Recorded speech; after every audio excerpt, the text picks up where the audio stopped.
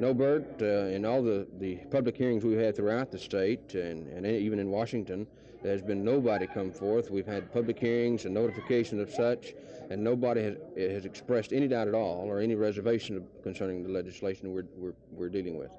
Once this bill gets through, looks like that there won't be any problems legally with the heart transplant, perhaps, right? Well, we're not going to say there's not going to be any problems legally. We think that this is going to facilitate to a great deal the already existing heart transplant or organic transplants.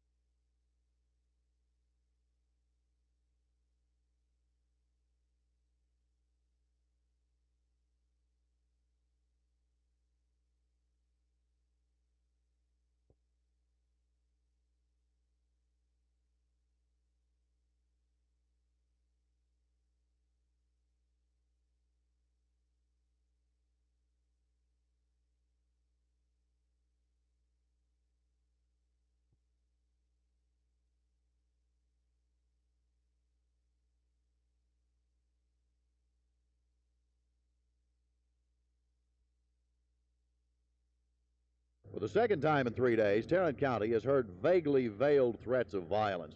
As you may recall, on Monday, the City Council heard residents of the Stop 6 area say that if an unwanted apartment house was built in their area, it would probably be burned.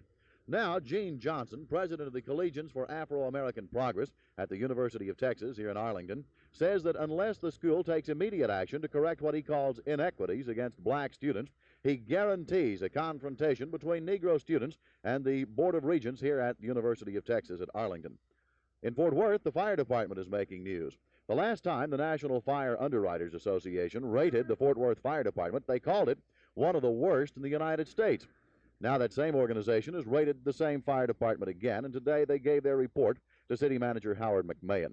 It looks good this time. We won't find out for sure until a news briefing tomorrow morning, but there are these hopeful signs at least. The training has definitely been increased. Much more equipment has been bought since that bad rating was given. And recently, residents of the area received a 5% reduction in the cost of their fire insurance for their homes. The school board, Jerry Taft, Channel 8 News, reporting from Arlington.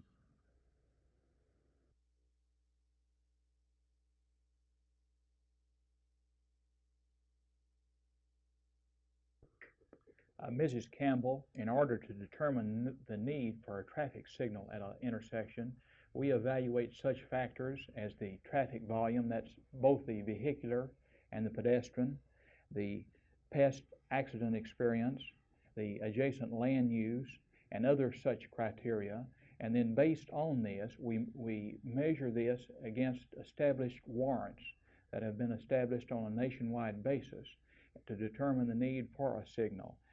We have evaluated these items at the intersection of Hillside Road and Mockingbird, and we find that they do not measure up to the required warrant at this time. We will continue to monitor this intersection, and if the traffic conditions change,